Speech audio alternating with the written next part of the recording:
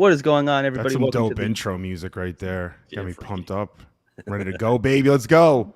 Welcome into the Jets Afterburners podcast. I am your host, Liam, being joined by Dan, and then we have a very special guest to talk about the Jets 2024 draft and a couple other Jets topics. None other than Frankie from UStadium. Frankie, what's going on, my friend? Hey, fellas, what's going on? Dan, Liam, appreciate the invite. Ready to rock and roll, guys. Let's continue Good energy. Draft. Very good draft. Very good draft. Isn't it, Frankie? I mean, there is no like, oh man, we should have got this guy. I get it. Like after the fourth round, whatever, things happen. We wish we could have gotten this player, that offensive lineman, that D tackle, whatever the case is. But the first three, not for nothing. Shoot, this just kind of like extended the offseason what Joe Douglas has done thus far. You agree? Absolutely, man. Yeah, I mean he addressed two big needs. We needed an offensive lineman.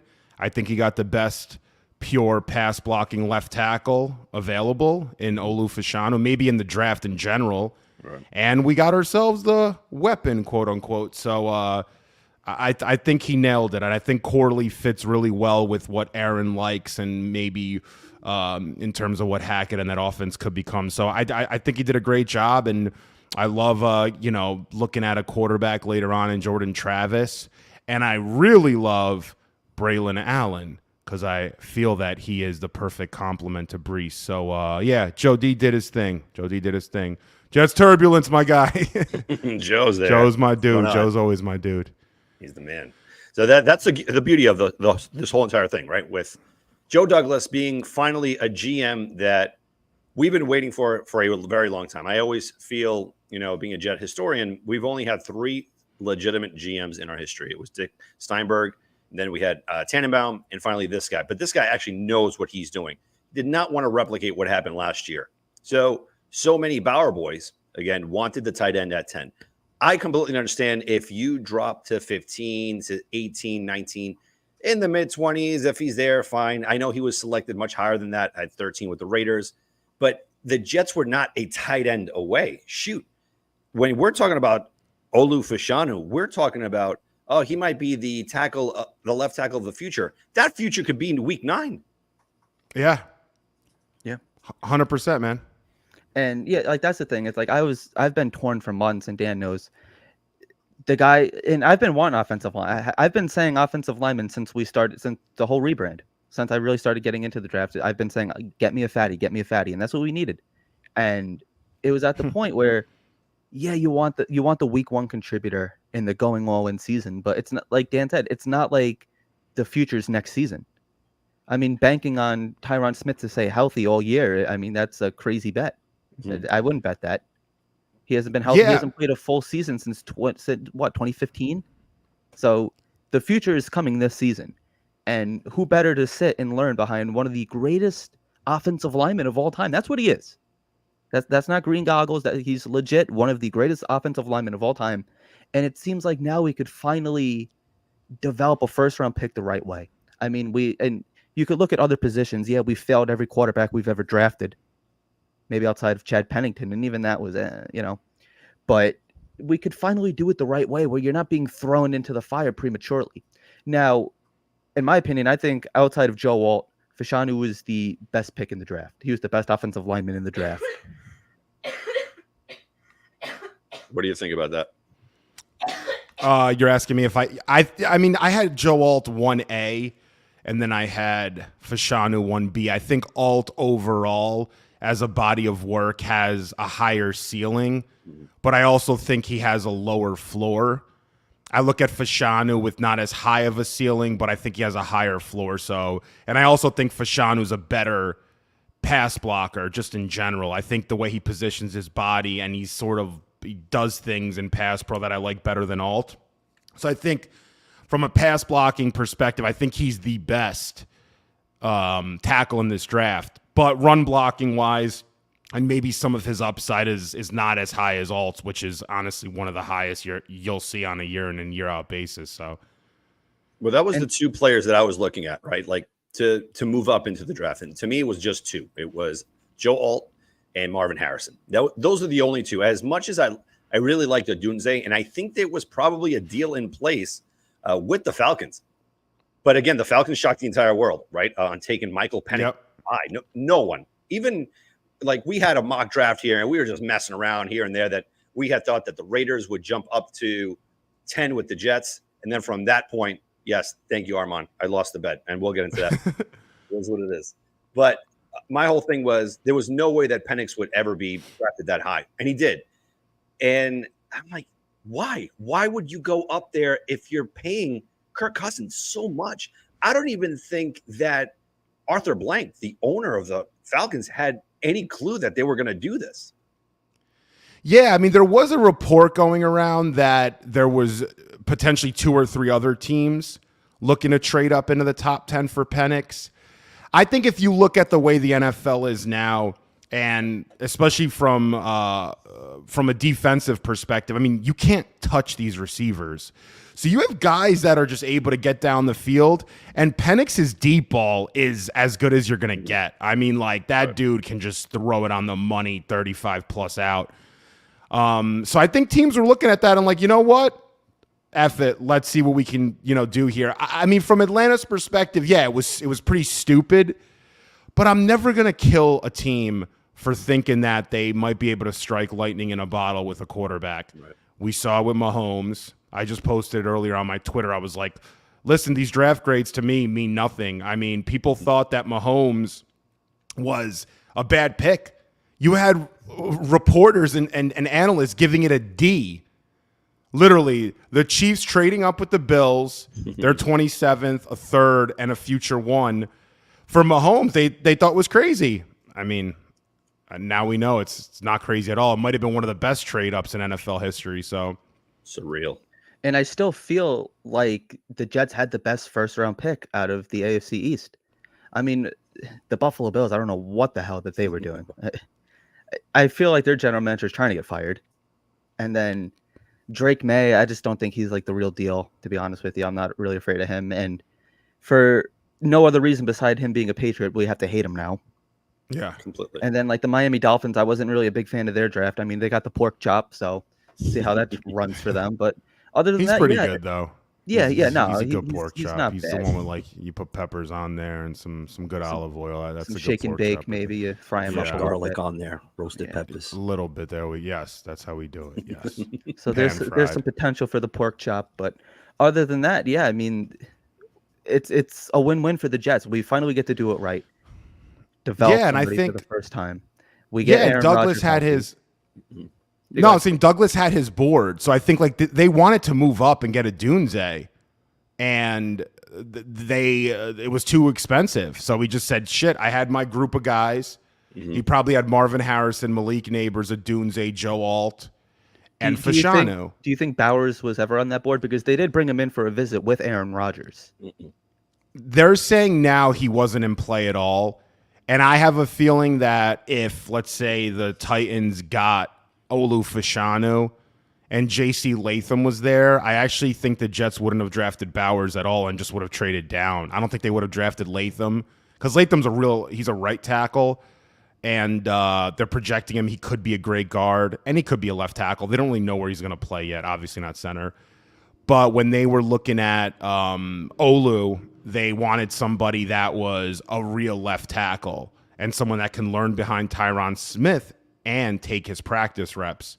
So I think Olu was the last of their like BPA tier 1 guys, and then they actually did trade down technically. I mean, they traded back one spot, so I think they would have even traded down even further, or they would have maybe traded down twice if Olu wasn't there.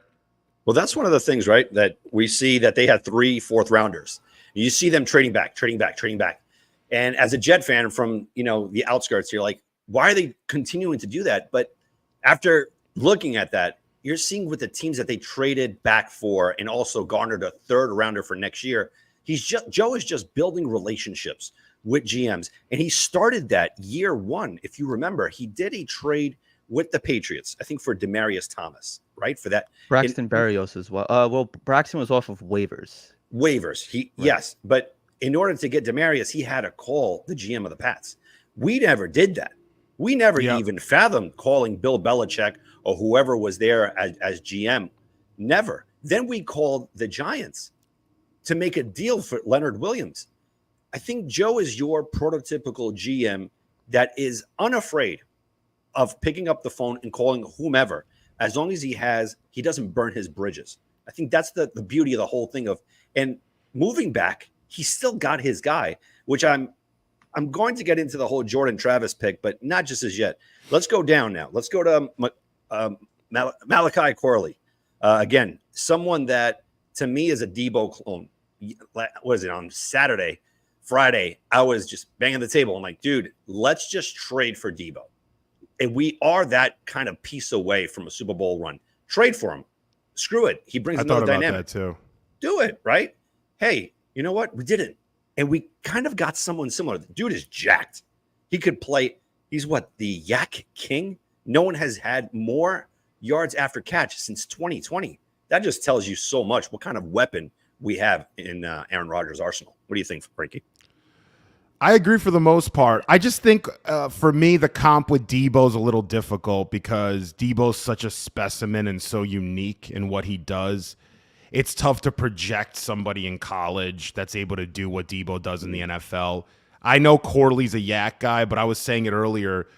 If you look at the yak that Debo gets, it's just special. And the extra inch, pause, no, I'm kidding. The extra inch that Debo has in height, and he looks a little long, like he's a longer frame, I think bodes a little better for him in terms of the yak he can get in the NFL.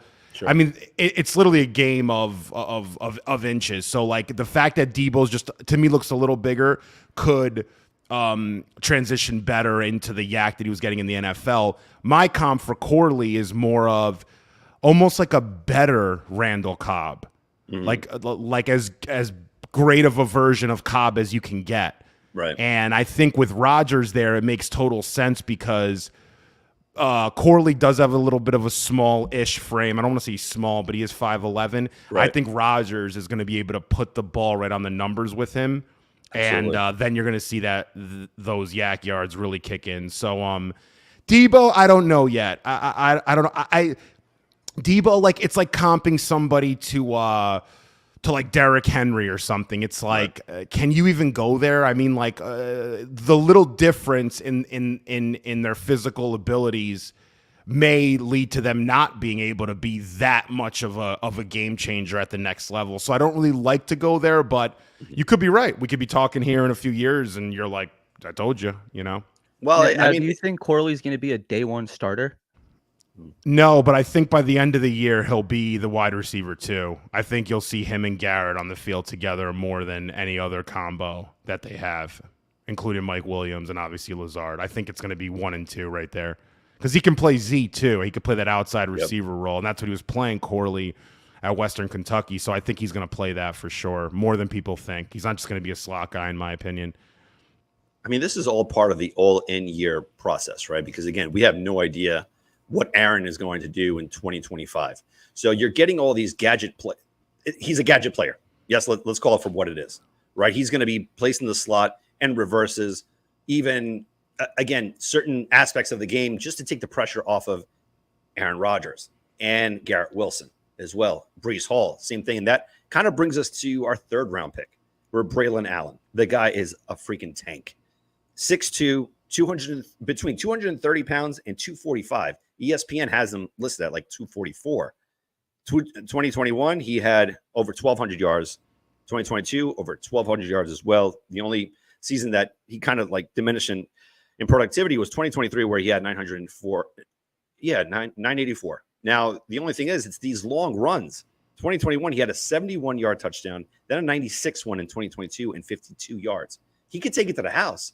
And these are the type of players that, again, I'm going to be the first one that raises my hand. I wanted Zeke. Why?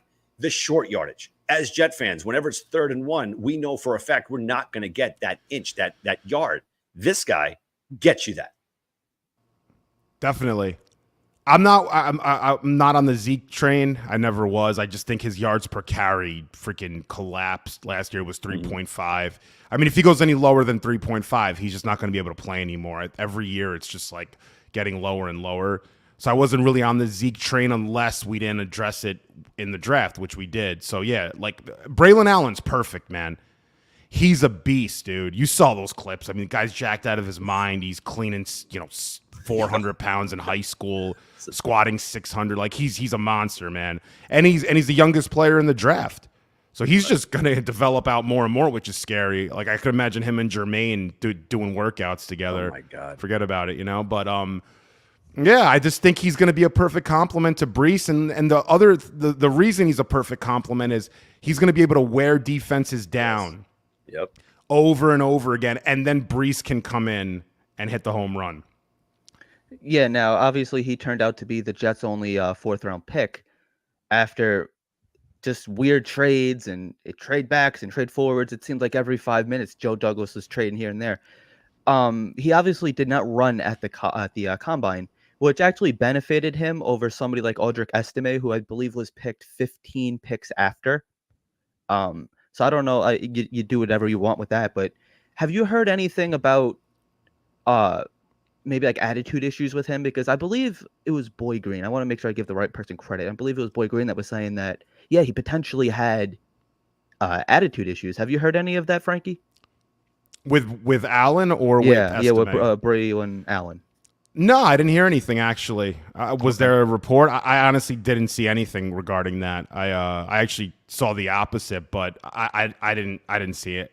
Everything. Okay. I know there's usually there's a lot of reports that try to come out, and especially from teams that want a player to drop. Sometimes it can be a little grimy, as you know. But no, I didn't see it. What was it? Was it just about his personality, or was it just kind of his person? Unless it's very possible I misinterpreted it. So if it does get out, the Liam's going after Boy Green. I'm not, So, yeah, it's possible I misinterpreted. I'm kind of curious, actually. Yeah, it's kind of odd though, right? Like Joe Douglas always goes for like the high character kind of players in his locker room. So that's I don't know. Maybe Boy Green said something like that. I don't know. I'll reach out to him and see if indicated something like that. And again, he's super young. So I mean, we've all done like boneheaded things when we were in our teens, 20s, whatever the case. And this he's still in a shell, man. He still hasn't broken out. You know what I mean? He's still he's all yoked up. You know what I mean? So obviously the media is going to blow something out of nowhere. You know what I mean? Oh, shoot. He's under 21. He had a drink. He's a drunk. It's like nonsense. Yeah. You know what I mean? But I honestly like that he compliments Brees so well. And I'm not going to compare Brees to this person that I'm about to kind of like throw him in the bunch, but it's like that 1-2 punch that we had with Curtis Martin and Lamont Jordan, where you had a finesse runner, right? You had a finesse runner. And then in the fourth quarter, Lamont just took it to the house, like hit his head onto the goalpost right there. That's what Braelon and Allen is going to bring to the table. It's fun, man. I really like these 3 picks. 100%, man. Yeah, you can even look at like Thomas Jones and Sean Green. I mean, you can kind of, it's maybe some Ivory a little bit, Chris Ivory. Yeah, it's a little thunder and lightning, I would say. So the Jets right now, I think they want someone again that's just going to beat up the defense, and then instead of Brees having to take those carries, you can have somebody just come in to take up those like bruising yards, and then Brees can sort of do what he does best. You're still gonna have to get him a bunch of carries. Sometimes for a guy to hit a home run, you're gonna have to give him the ball like 15 to 18 times before he gets that one shot. But it's better than what we did last year towards the end of the season. Brees' last 3 games, he got like 70 carries, which was literally insane to me. But that's another conversation. Vintage Saleh on that one. He can't read the room, and that's another. Like I didn't even want to get into this, but yesterday we had Craig Kilborn on, and we were discussing. He asked me, he's like, "What do you think of your coach?" And I'm like, honestly, he's a failure at this point. But there seems to be something different about him. In the press conferences, not smiling much. I think he's broke. He's broken. Last year completely decimated him, like destroyed him to the point where he needed this offseason to kind of even maybe go into a darkness retreat or something. I think he's going to come back knowing that his job is on the line. Honestly, if this whole thing turns to crap, Joe Douglas is coming back, not Saleh. I think Saleh's going to start doing things his way. I think we're going to finally see him with an actual playbook down the sidelines. This is him. This is where he has to kind of earn his paycheck as a defensive coordinator because Ulbrich was going to leave. That dude was going to be the defensive coordinator of the San Francisco 49ers if they offered him the job. That is indicative, and it speaks volumes of what kind of organization Saleh has with his coaching staff. And that sucks. But I think at this point, he has no more excuses, man. None whatsoever. That this is it. It's put up or shut up. I agree. 100%, man. You can't blame him either. I mean, the Jets have put him in the best possible situation this season. I mean, we kind of thought the same thing last year, even though I always felt like last year was kind of an incomplete product. But there's no excuse for him not to win, barring injury. And even with injury, we have good depth, or good enough depth, where there's no reason that they shouldn't at least make the playoffs. That's just my personal opinion. No, definitely. They have to make the playoffs. I don't even care, injuries aside. I mean, like, it's time to make the playoffs. This roster is good enough. Again, we don't know how these pieces are going to play out. We don't know if, like, we're assuming Morgan Moses is going to be a really good right tackle. Maybe he's not. We're assuming Mike Williams is going to come in and be a valuable wide receiver too. That may not be the case. So we'll see how all the pieces sort of play out. I'm obviously worried about the offense, not so much the defense. Although now with JFM gone, we're gonna have to figure out some more depth so we can stop the run because we had issues with that last year. But that's another convo. But we don't know yet what's gonna happen. But they have to make the playoffs. I'm gonna give. For me, I mean, I'm different on this. I'm giving Saleh 8 games. Mm-hmm. Giving him 8 games to figure out how to put this team in some sort of position that the second half of the season we can make a run at the playoffs. I mean, we have to make the playoffs this year. There's no ifs, ands, or buts. I'm a little worried that he's like a quote-unquote lame duck coach. Yep. I don't really like that because it kind of makes him feel like he's got the world stacked against him and he's not all like in. Right. But we got to figure out a way to build some momentum early in the season, and then we can make a run and get into the playoffs, just get into the dance. Dude, it's year 4. He's in that lame duck. He put himself in that position. Let's be honest. Let's go back, 2 years when we had the playoffs in sight. We're in Foxborough. Zach is stinking it up. As a head coach, you knew he was doing bad. You had Mike White right there. Just put him in. We would have won that game.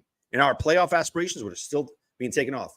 As head coach, he decided not to bench Zach. And then the following week, Mike White is going to be the starter from here on out. That to me is like, you finally have your shot at being a head coach in the NFL, and you don't take the bull by the horns. This is it. He put himself in this predicament.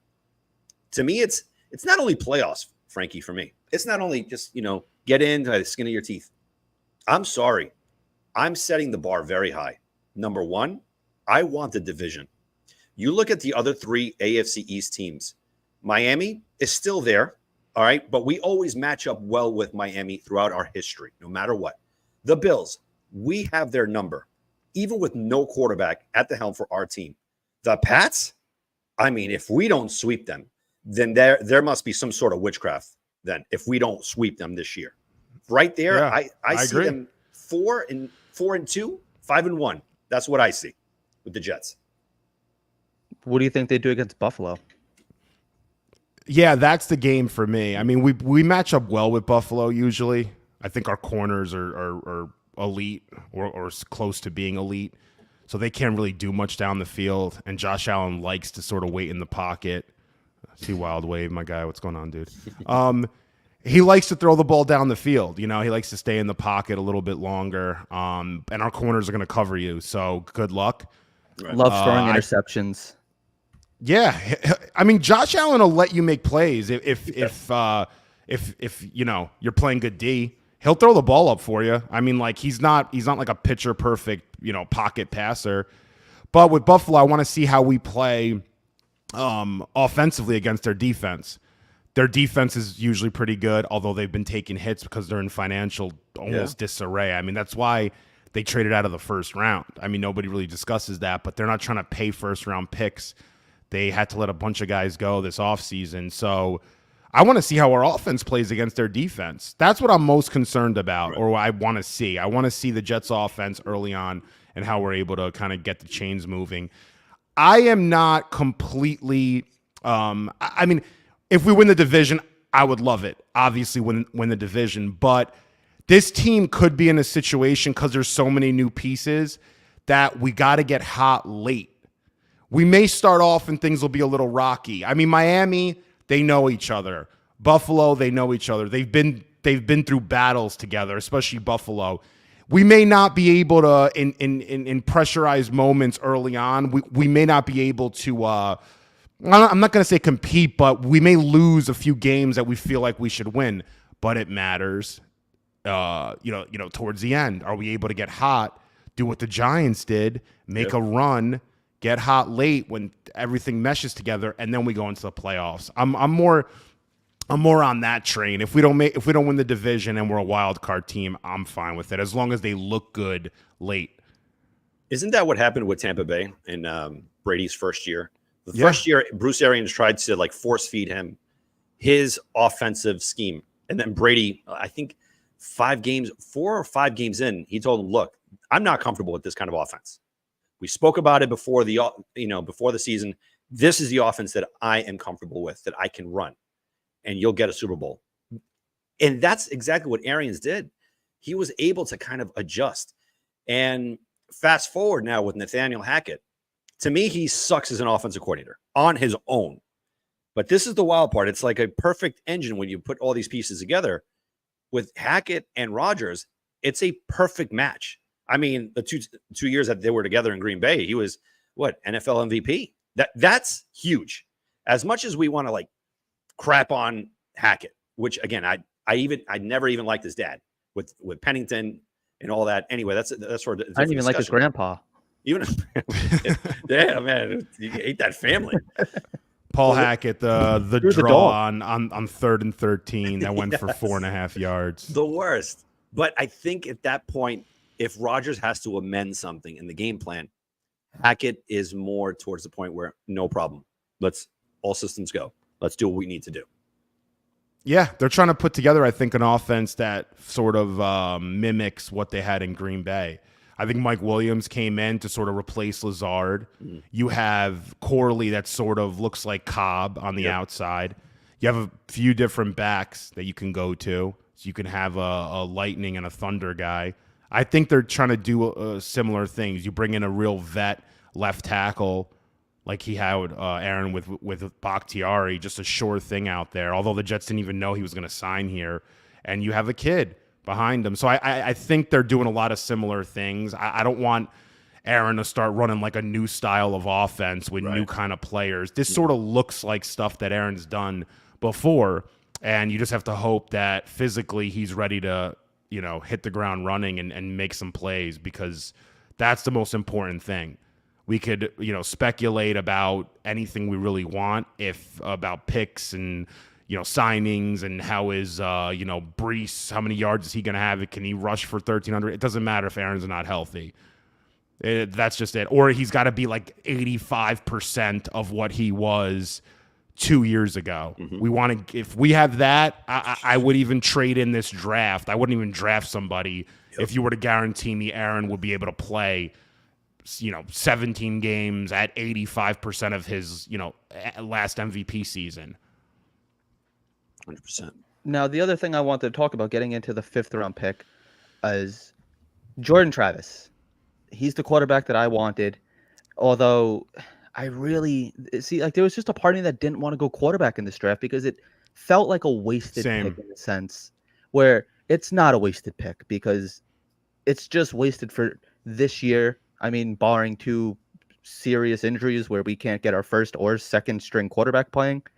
But yeah, so I didn't want to go, but I am glad that in my opinion, it was always, if we are going to go quarterback, it has to be Jordan Travis. I know Dan did a video on Spencer Rattler. There was a couple other quarterbacks out there. Saying that we did go with the quarterback position, it was Jordan Travis. What are your thoughts on him? To be completely honest, this is like the worst answer I'm ever going to give you. I have no idea. I am 50-50. I'm like legitimately Like if you had like a million pieces, like to be like how 50-50 are, I'm literally 500K and 500K. Like I have no idea. I'm not one way or the other. I preferred him over Pratt 100%. I think his personality, I've heard things about Pratt being like kind of like a spoiled like asshole kid. Like a Zach Wilson. Oh yeah, exactly. Literally. I've heard that. I don't know if that's not verified. I just heard it from an agent that this kid that works for an agent, and the agent mentioned it too. But yeah, I don't know with Travis, but his injury history, that's, the biggest concern for him. Is he going to be able to recover from that, leg injury that he suffered? And but I like him in the QB room. I think having him there, he's a big film guy, and like he's gonna add value instead of take away. So whether or not he plays or not, I just think having him is not a bad thing. But him as a player, I have no idea. Your guess or anyone else is better than mine. I do like that a lot of ex-players like him. RG3 likes him, and Steve Smith and all these guys, so maybe I'll defer to them on this. But I don't personally have an opinion one way or the other. To me, that's the hot topic, right, with this whole entire draft class, is the quarterback. Now, like you said, you're not the only one, right? 50-50. The Jets fan base is also divided into this because it could be anywhere from a career backup to the heir apparent to A-Rod. The whole thing about this is that as Jet fans, we're not asking him to be the franchise quarterback. This is the first time ever since 2000 when we selected, I get it, Chad Pennington in the first round, where we're having a young kid just sit on the pine. And he's not even going to be a backup. He's going to be a third stringer. Just wait. Just see how everything unravels from Florida State, recovering from your broken leg, which again, I'd rather the broken leg than torn ligaments. Because when the broken leg, when bone fuses, you're good to go. It's like as if nothing ever happened, especially when you're that young. You're good to go once you're 100% cleared.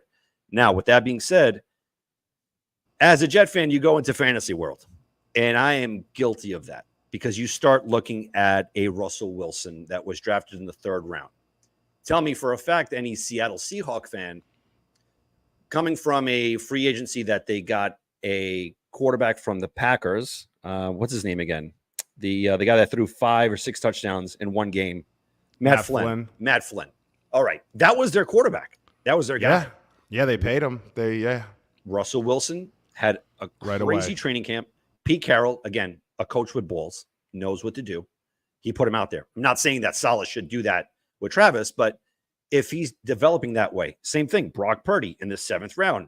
No one ever fathomed of him leading the San Francisco 49ers to a Super Bowl. So there are intangibles there in Travis and Jordan Travis's kind of game where, you know what, if he understands this, that there's not a lot of pressure on him from the outside. The pressure is built within. Learn from one of the greatest quarterbacks out there. Learn from a backup quarterback who has been a journeyman, who has had enough experience in this league on how to it's very parallel, right? With the backup quarterback that we have right now to his game, to Jordan Travis, where he can he's more mobile than anything else. Maybe in 2025, that's who we trot out. Maybe it's like a Pat Mahomes type of deal where Mahomes sat on the pine for one year behind Alex Smith, and the following year, here's the keys to Ferrari. What do you is it kind of like putting it in kind of perspective where like the fan base is looking at this? Yeah, I mean, 100%, man. I think whenever you draft a quarterback, you hope that he can start challenging the card, whatever the phrase is there, I forget. But he's going to come in, Jordan Travis, and try to get a spot on the roster. Hopefully he wants to come in and start. Right. He's not going to start if Aaron's healthy, but that's the mentality you want. Someone dropped a comment. I think it's spot on. DKBX Jets. Yeah, this comment's perfect. I think literally he can learn a ton from Tyrod Taylor, who came into the NFL and wasn't necessarily a scrambler, but could, as he got older, maybe he stopped scrambling altogether, but he still can. I think Jordan Travis has a lot of similarities in his game to Tyrod, so I think that's a perfect person to learn behind. But yeah, come in, man, and try to win the job. That's the point. Yep. I don't listen. We're Jet fans, right? I mean, Mm-hmm. I don't know if Liam's a Jets fan. I heard other things, but no, I'm just kidding. I But like them. I like them. Occasionally on Sundays. yeah, it depends. Unless we want a high draft pick, then maybe you don't like them. But Yeah. no, I don't care who's playing. I don't care who's playing. I have no affinity. I don't. We're not getting paid. I'm not getting paid by any players. So even if I was, though, like, I root for the team.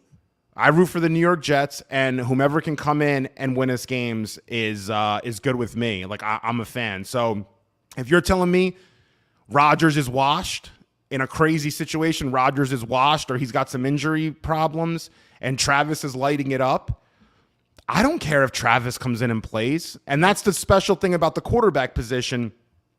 What you just alluded to, Dan, doesn't usually happen, but it doesn't happen much at all. However, it'll definitely change an entire team if you do strike lightning in a bottle with a Russell Wilson. Right. You can win a Super Bowl. They should have won 2 Super Bowls, actually. So, yeah. Draft a quarterback late if you can. I'm on Liam's side where I'm like, I didn't like any of these guys this year late. Mm-hmm. And I think if we could have taken another, guard or defensive tackle later on in the 5th, but I think Travis fell to a good spot for him, and it was a good spot for us to take him.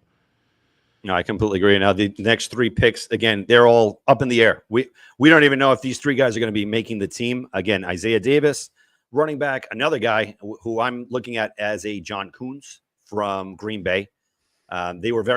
They're very high on using their fullbacks when Aaron Rodgers was there alongside with Nathaniel Hackett. Maybe they're looking at him like that, more on special teams. Then you have Stiggers coming from the Argonauts, right? That's where he was coming from the which is a crazy story, by the way, how he wound up there. And I'm looking at Stiggers and Jalen Key as safeties.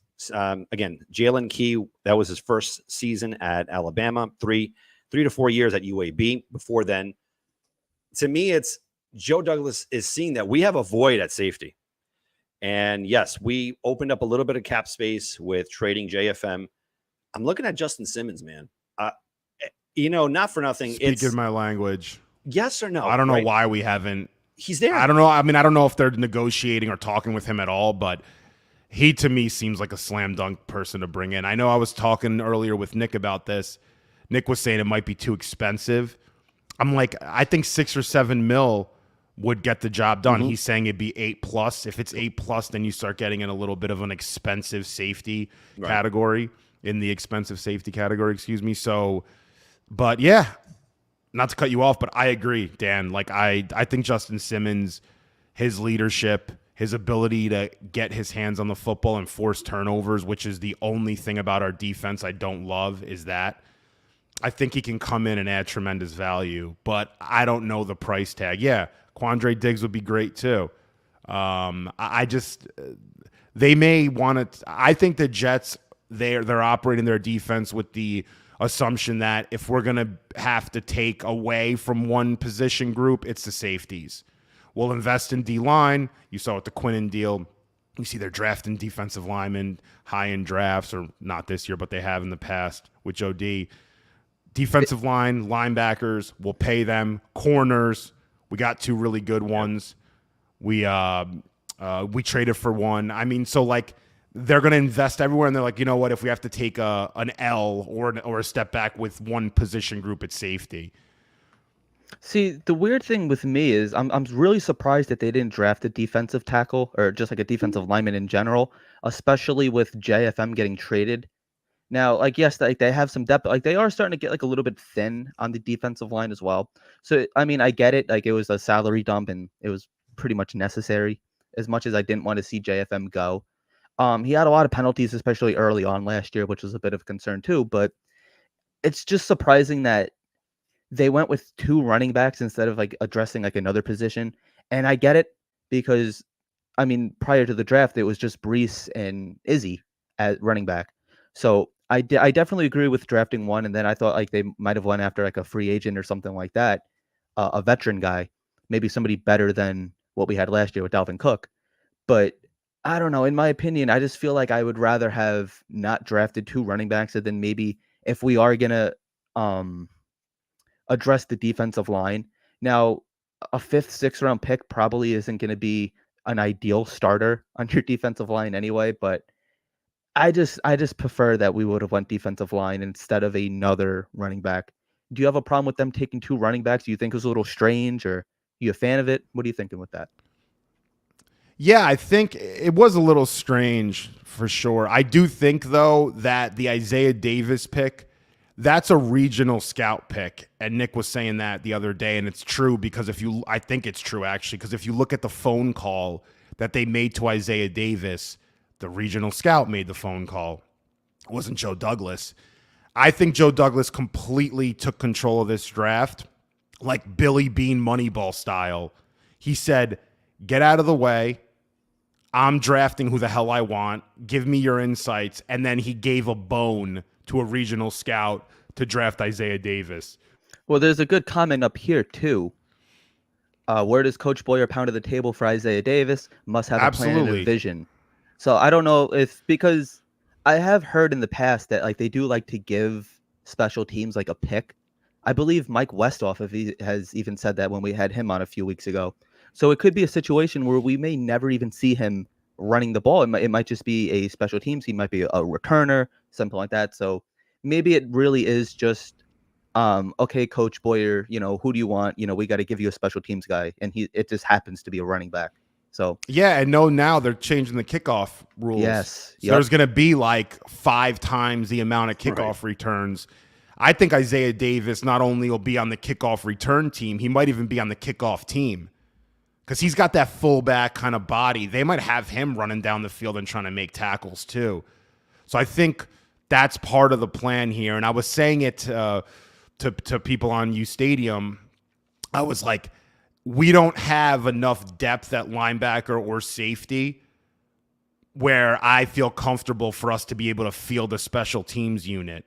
Mm-hmm. So I think this kid, Isaiah Davis, literally was drafted to be a piece on special teams because we just like on special teams, you have a bunch of safeties, backup third string safeties that are meant to cover, obviously. Then you have a bunch of linebackers, if they're fast enough, they cover or they're on the return team. We don't have that much depth there, so I'm like, I wonder what they're going to do there. And even like these D-backs we got later on in the UDFAs and the camp tryout, there's a bunch coming in. I guarantee some of them get signed just to play special teams. Well, even the inside, was it D-line yesterday, who we got as an undrafted free agent? What's his name? Leonard Taylor. Yep. I think, again, these are surprise moves that a lot of these guys, they make their bread and butter in the training camp.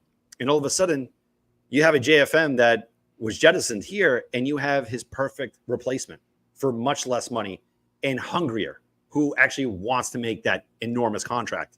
I think we're not going to miss a step, to be honest. Again, with the whole Hassan Reddick deal that we got, to me, was an upgrade over Bryce Huff. As much as I wanted Huff back with the Jets, you're having the production at a pass rusher level that is always consistent. With Huff, it was just rising, and the trajectory was high, but we didn't know if that was going to be something that was going to be an every year kind of product. With Hassan Reddick, on the other hand, he brings a dynamic to this defense. We're not losing a step, and we're actually gaining some momentum as well.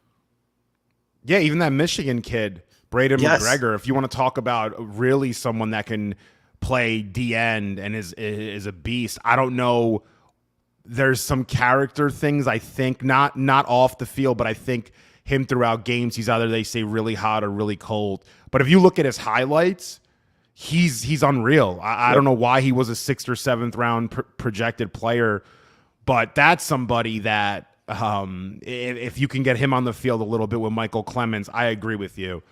The thing that bothered me with JFM is good player. I just did not see the impact plays. And the only impact plays he made was when he had roughing the passer penalties. That cost us games.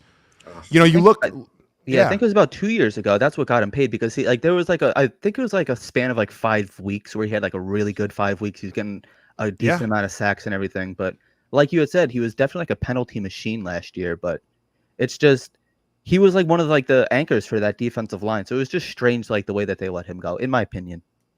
Yeah. I mean, listen, I always say this, like, if you're an edge player and you're situational at times, because JFM was becoming a situational edge, in 2 years, you did not force a fumble. Mm-hmm. With our corners, Right. think about our corners can cover a freaking jet plane, literally. That's how good they are at covering. Yep. You can't force a fumble in 2 years. And I'm not necessarily like a PFF is church guy, but he was ranked 76th amongst edge players in stopping the run. I watch every Jet game. I would go in and watch him sometimes, and I'm like, unless I'm watching you, I don't even know you're playing, dude. Right. So I like JFM. I thought when we paid him it was an overpay, but sometimes to get quality you have to pay more. It's just like a life thing. You have to, if you want the best, sometimes you got to pay more than you want, and you might overspend or overpay, but it's worth it. Do you think that was? Do you think that was also to kind of get rid of that stigma that Joe Douglas doesn't pay his own? A little bit, yeah. Because I think the was really Quinnen thing was definitely like that. I think if it was up to Joe Douglas, he wouldn't have paid Quinnen last year. I think he would have waited one more year, if you want my honest opinion. I just think he was sort of pressured into doing it. And listen, that's part of the gig. I believe JF. Sorry to cut you off. I believe JFM was the first one that he paid as well, though. So I think it was just to kind of get rid of that stigma that, because prior to that, especially with guys like Jamal Adams, the whole Jet for Life, blah blah blah. So I think that was kind of like to get rid of that stigma in a way. Yeah. Yeah, you have to be somewhat, as a GM, it's not always what you want to do. And I think that's something that I don't think we factor in. There he is, Italy Jets, my guy over there. Italia, baby. But yeah, I mean, like, that's Italy Jet. I haven't said that in a long time. Yeah, where's he been? What's up, Italy? He's everywhere. Just like, that's what I'll tell you. He's everywhere all the time. No, I mean, man, like being a GM's job is to make the players and the coaching staff to an extent happy, and the scouts.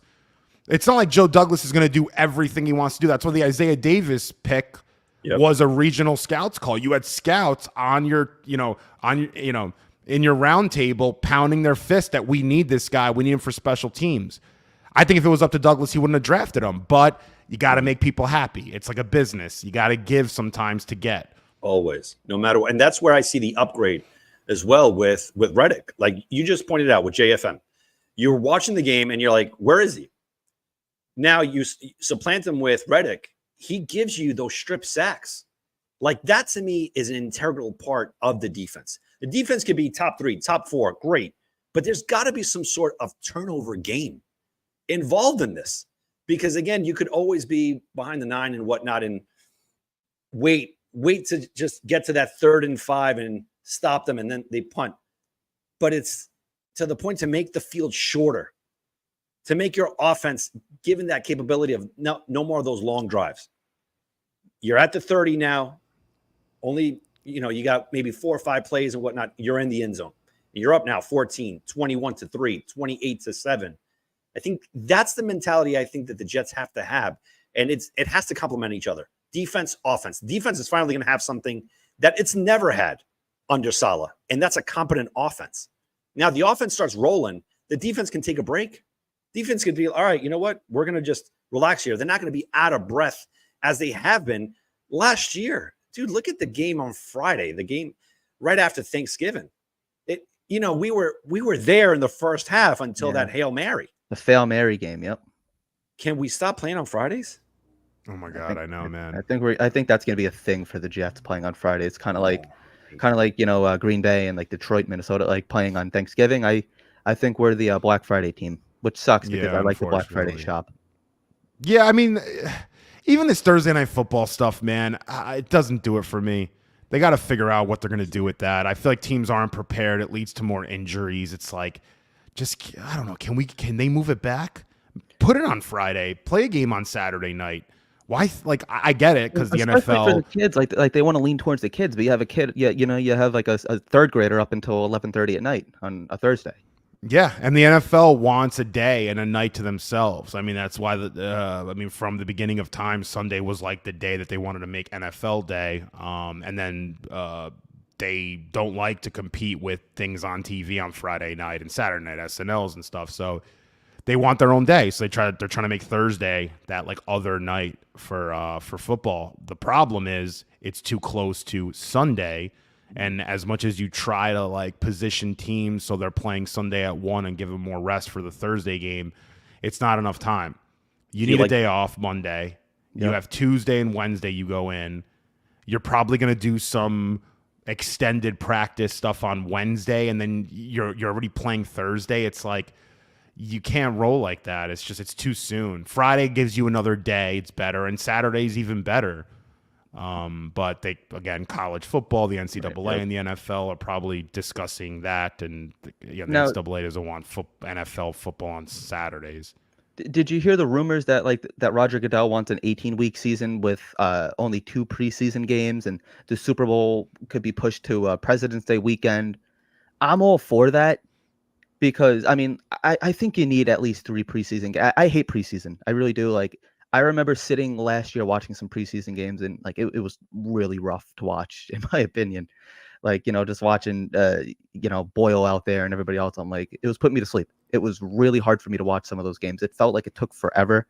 I don't know if that was just all the anticipation of Aaron Rodgers, can't wait to see him out there and everything too.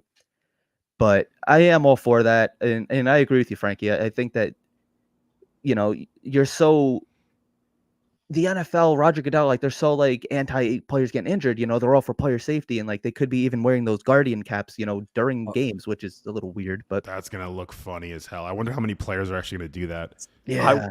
I want to wear that while watching. You should wear it on. You don't have one there. You should put it on. I think it'd be perfect. One. My kids are actually making one for me for arts and crafts. Yeah, Dan, we definitely got to start wearing them on the show. I will charge you first. How much? $20? Probably. It depends on how the market is. I bet you those things like $100. So they're selling like hotcakes. Crazy. Oh my god, dude, it's ridiculous. That's ridiculous. I'm sorry. I get it, player safety, but it's so hypocritical. It's like, all right, look, guys, I need you to wear this on top of your helmet. Try not to get injured. Safety first. But after this game, you're going to play another game in 3 days. What is what? Like, to me, it's kind of like counterintuitive, right? I understand what Goodell is doing. Look at the draft. I remember growing up, the draft was on Saturday. It started at 12 noon, and it ended on Sunday. Those were my 2 days. What Goodell has done made it a spectacle. And I'm not going to lie to you. I love it. I went to Philly for the draft, I think when they selected Jamal Adams. Frankie, I don't know if you've ever gone to a draft, a spectacle like that. It is by far one of the best experiences as an NFL fan. It is great. You meet so many different people. It's so diverse. No one hates no one. It's just fan friendly. Bar hopping everywhere. It's just an enormous community all being congregated together. And that I'll give Goodell 100% of the credit for that. And now he wants to bring it to South America, to Europe. And I think his vision, correct me if I'm wrong, is to make it to World Cup level. I think you're spot on, man. I do. I mean, I will say this. Goodell has done a lot of things that I was scratching my head when he, for example, announced that the NFL draft is no longer going to be exclusively at Radio City in New York, and he's going to go city by city. I was like, this is so stupid. This is dumb. Actually, a good move, I would say. I think that was the right call, even though I wish it was still in New York. It had that allure, and it was sort of part of the NFL's culture that the draft was in the city, in Manhattan. I think he might have I think it was the right move. So he's done a lot of things that I've sort of head scratched, and I'm like, what the hell are you doing? And then it actually worked out, I would say. It did look cool in Detroit too, with all those people. It did. That was pretty cool. Yeah, like that like Motown Eminem coming vibe out and stuff. Yeah. I will say though, the international thing's going to be interesting because of the travel time. And I think this sounds really weird and kind of a different point, but how technology, especially with flying, is going to work, that'll dictate, I think, a lot of how this international thing is going to play out. I mean, if you have to fly if you're the Chargers and you have to go to London, I mean, how long of a flight's that? What's that, like 11 hours. Right. So, I mean, like, how's that going to, but if you could get there in 3 hours, then things are different. If you can go from New York to, Germany instead of, 7 hours? If you could do it in an hour and a half or 2, that's like right now flying to Florida from New York. So, yeah, Brazil's another one. Like, I don't. It's going to be 12 hours. It's going to be 12 hours. Liam left. He's having some connection issues. But with that being said, it's going to be, if it's in Brazil and Argentina, I think that they would have to do it during their bye. And that's going to suck for the players. Like, a lot of players are waiting for their bye week. I think they're going to be forced into it. So, like, let's say, again, they play Sunday. They don't have to play until 2 Sundays afterwards just to get acclimated. They would have to leave the following Monday to kind of get acclimated. I think that's probably going to be placed onto the table there. I do too. Yeah, for sure. I don't mind the game. I don't mind having games in other countries. I just think, to what you're saying, I think it could become a situation where we have teams that are based in Germany or in London.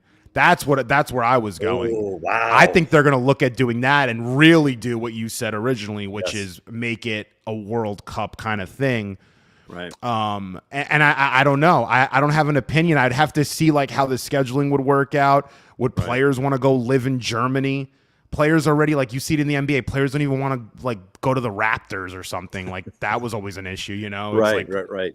So I'm curious to see how that'll work out. Listen, I think it's cool to play in other cities, but I'm curious. And also you have to consider, Dan, how are they going to feel with just football as a game? Like when I go to Italy, they don't really love football over there. They don't like the sport. They think it's slow.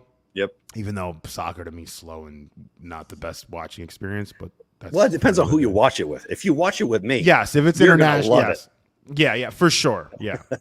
Even though I root for Argentina, Italy, I do root for here and there. USA, once in a while, but yeah, the thing to me with soccer is my only issue. I have to get on soccer, but I've been having issues like all night. Sorry. It's that 100 megabyte internet. You gotta up that bad boy, Liam. Gotta up it. But no, I think with soccer, I like watching soccer, especially when Italy's playing. I love it. I'm rooting for them. I can't follow the leagues. There's too many leagues. There's La Liga. There's Serie A. There's the German league. There's the Premier League. Like, I'm like, what the hell? How do I follow a team? It's a lot. And how do these teams play other teams that are at the top? And then it's like the Champions League. Well, I don't know. It confuses the hell out of me. The issue with soccer, the only issue with soccer here that advertisers speak about is how do you stop the game and throw in commercials? Commercial breaks. Soccer does not have commercial breaks. They have the commercials on the pitch and on the sides there, and that which they need to do, which they would have to do, I think, to like integrate. It sucks to say that, but that's why football works. It's 5 seconds of play. It stops for a minute and a half, and then you could do whatever the hell you want. Yes, I'm sorry. My daughter just came downstairs, and I don't know. She's viewing me right now, so I'm. I got people banging on my door too. I'm like. It's the SWAT. Sunday around dinner time. Sunday night. It's a nice night, guys. People want to go outside, take a walk.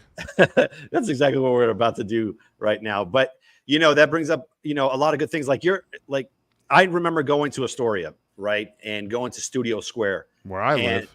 I loved it there. I loved watching games there because it was a conglomerate of fans just going there. I mean, my bachelor party was going to Studio Square, watching an Argentina versus, I believe it was Iran, and it was wild. That's all I wanted.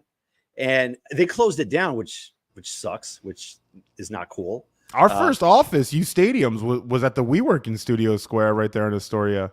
Oh, really? Yeah. I used to go there. I used to go there every day. Yeah, it closed down. They started a bunch of weird stuff started happening there. I'll tell you another time. But there was some weird activity going on there. That blows. But I remember during the day, like when the Euros were happening, they would come out like freaking bus loads of just people just coming in and drinking beers, and it was awesome. It was great. Watching soccer is awesome, man. I've like with people like you're saying, There's a reason it's the number one sport in the world. I'm just saying, for me, when I'm watching like a random team, I'm like, I don't really care that much. It's like, well, listen, this year here, summertime, you have the South American Cup and the Euro Cup. So, dude, when you have some time, when you're free on a Saturday, a Friday, dude, Liam, you too. We'll get a bunch of boys, man. We'll just go out there, and it will be a blast, especially on Steinway. Steinway is always fun. We can even go to the city, Little Italy. The Village has great spots as well. Italy Jets got to come out. Italy Jet. We have to fly him. Yes. We have to fly him. I'll fly him. I've done it before. We'll chip in. We'll do a GoFundMe for Italy Jets. How about that? I love it. Frankie, listen, man, number one, we have to thank you so much for even just hopping on to our little podcast here that we have. So we thank you so much. Anytime, man. Sorry I've been so bad with scheduling. I'm cooked from the weekend, dude. Just like doing stuff and looking at my phone and computers. I'm like, I did need like a break a few days, but tonight was perfect. So thanks for being flexible, guys. I know it was like a little tough scheduling crap, but yeah. But I have one last question. What is your prediction? If everything goes healthy, yes, we'll have our hiccups here and there, as we Jet fans know. What is your final prediction for the New York Jets this season? 10-7. And I hate 17 games, by the way, because I hate 10-7. Yes. I hate saying that. There should be a 500 record. Yep. Like you should be able to go 500, but that's whatever. 10-7, and we win a playoff game. And I'm gonna stop there. Oh, no Super Bowl. But I think this team. No, seriously, 10-7 wild card playoffs. Mm-hmm. I think the Bills or the Dolphins will take the division by a game.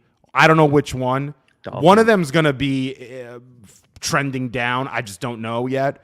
I think it might be the Dolphins. I think the Bills have like one more gasp of I'm this just hope. So out on them. I don't know what. Like I just am. Listen, getting Diggs off that team for them, if you look at the second half of the season last year, he wasn't even targeted nearly half as much as he was the first half. And when they started to get other players involved, they were actually winning more games. So the second half of the season for Buffalo, they were winning more. I love the running back they brought in, who I freaking wanted, and Ray Davis. I think he's great. They'll be fine, I think. The Bills beat bad teams. Right. Like, they'll beat crappy teams, the Bills. If the Bills go and they play Indy, let's say, if Indy's struggling, they'll beat Indy, no problems. Like, you won't even think about it. Right. Us, you don't know what's going to happen. We might beat bad teams. We might lose to bad teams. But then we might beat better teams than the Bills would be able to beat. Yeah, like we'll beat the Chiefs, the Bills won't, but the Bills will beat every bad team. So at the end of the year, it's like, how did they get 11 wins? We beat them twice. Well, because they beat all the crappy teams, and we like lost half. You know what I mean? Like that's the whole thing with Buffalo. That's the story of the Jets too. Like we beat good teams. Like we level up to the competition, and then we dumb down to like the inferior teams. And we're like, we beat the Eagles. We had to beat Kansas City again. It's a We should have beat Kansas City last year. We had that game. Inside job there. Freaking, they're 100%. Holding JJ. You saw the hold there. That was one. And then that pass interference call on, again, Michael Carter, man. That poor Michael Carter, man. Too, wasn't there? That's two, but Michael Carter always gets it every year. Like against the Pats 2 years ago, interception for a touchdown. They blame that was JFM, right? That was JFM? Yeah. All right. You know what? Yeah. Thank goodness he's off the team. Yeah. Thank goodness. I was at that game. I was at the Patriots game at MetLife when we were actually outside. So we heard the fireworks going off from outside the stadium because we did like an outdoor like watch party thing, tailgate kind of situation. It was kind of weird, but it was kind of cool at the same time. Yeah. Because we're like all outside. I'm like, why are we doing this outside? But it was, we heard the fireworks and we thought, oh crap, they scored, and then it came back and that was it. That was the downfall. That was like where Zach Wilson started off okay and then just really crap the bed. Yeah. Fun times as Jet fans, though. Yeah. Love looking man. back. We got to bring some of those old good times back. Those Rex years, we gotta bring them back, man. Gotta bring them back. Frank, thank you, man. Thank you so much, dude. You don't know how much this means to us. Dude, pleasure. You know what I mean? You don't have to say it. It's all good. Dude, you are more than welcome to come on anytime. And listen, like I said, man, take me up on it. We're going to Astoria to watch some soccer games, dude. My treat, all right? I'm right here. You're in my backyard. I got Telly's Taverna's across the street, so Beautiful. come And whenever. we'll go to Kaufman as well. Make some movies as well. Yeah, we'll find Robert De Niro. So He's a Jet Turbo's his fan. best friend. I love it. Anyway, guys, thank you so much for hopping on. Liam, thank you again, brother. What a co-host. What a man. He's he is. unbelievable. I'm in and out, Now, multiple times a show. We had to wrap it up because the Rangers game is on in about 45 minutes or so. So 8 o'clock Yeah. tonight. But 8 I got o'clock. dinner coming. Yeah, I got people like Armin said. I got to swat it in my door. So You're in high demand, I heard. in the next one, I mean, it's just so, especially like weekends. It's just like I get like no like free time. It's always something. wait till you have kids. Yeah, I feel like I do. You never know. I never know. I don't. Anyway, guys, have a great one and enjoy the rest of your Sunday. Jet up. Later. Dynamite, Captain,